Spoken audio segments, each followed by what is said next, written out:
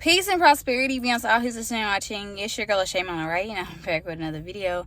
And guys, the biggest thing I could say is, like right now, if you're experiencing a weakness or you're going through something that you're normally good at. So there's a lot of areas that I'm good at in my life.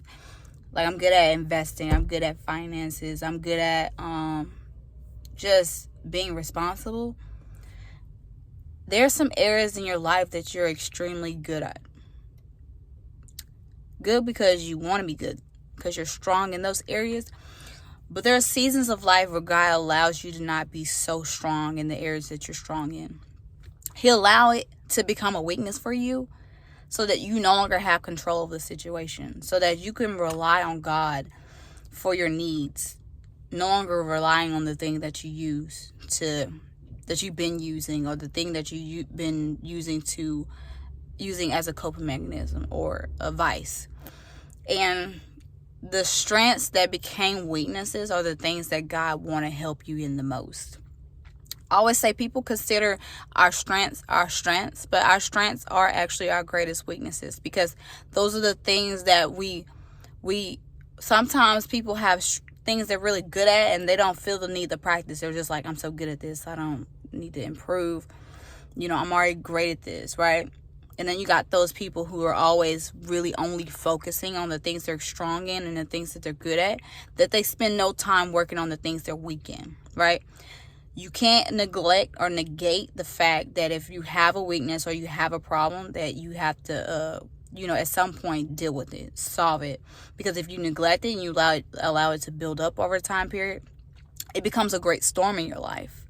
Sometimes the things you're not facing, the things you're not dealing with, are the things that you allow to build up, and you've known for a time period that you should deal with these things. God is using our weaknesses for his glory, because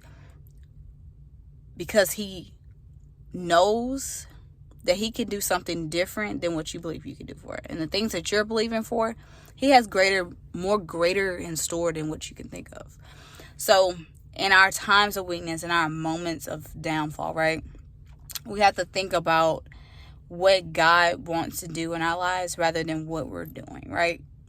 It's good to know your vision. It's good to know your purpose. It's good to know your plans. But always think about what God wants as well. When you're experiencing moments of downfall, or experiencing spiritual attacks or attacks in your life, or moments in your life where you're falling short, think about what it's teaching you. Think about the lesson in it. Think about what you're learning about yourself during this experience, and what is the blessing behind all of this. In our moments of weakness, we sometimes really are very hard on ourselves. We're very critical. We say ugly things that aren't true, aren't half of what aren't even really a fact, right? Because it's not what God says about us. It's not what God thinks about us. It's what we think about ourselves. It's what others thought about us and projected onto us. And if we hold on to the acceptance and rejection of others, we'll always walk in the acceptance and the rejection of how others feel about themselves through our own lives. But if we think of it in the way that God wants us to, we'll always know that we're loved, we're accepted. Despite our mistakes, we have a Father that unconditionally loves us, despite what we've done, despite what we've been through. So in this season of weakness, allow God to be your strength. And if you're struggling in any area, don't hesitate to ask God. I know we all fallen short from the grace and the glory of God, or the grace of God and the mercy of God. But in all that, you can ask forgiveness. In all that, you can turn back. In all that, you can invite God into your situation and allow God to really work and use your life as his glory, his testimony, and his story. God is the author of our story and the finisher of the book. He's the starter of our faith and the finish thereof. So if there's a story that started with you and God wants to continue the story, continue to use it, continue to show up in areas of your life. The way God showed up last season is not the same way he'll show up this season. They always say, don't be where God was, be where God is. Move with God. Know God's moving. Know things are changing. Things are not going to be the same.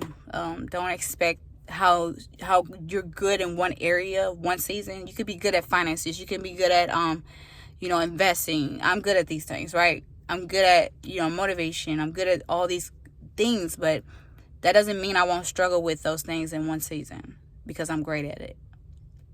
That don't mean God won't allow those things to become a weakness. Usually the things that you're really supposed to be powerful in are the things that you're going to fall weak in. And the things that you're most strongly in are the things that they are your weaknesses on the other hand. So strengths are really your weaknesses, and weaknesses really are your strength, because in your weakness, God is your strength. And in your strengths, you are weak because you truly believe that you're strong and you're operating from your own strength in that sense. But know that God is with you despite what your weaknesses are, and despite what you're going through. God is the strength that you need in this time. And if you need a helping hand, always lean on God.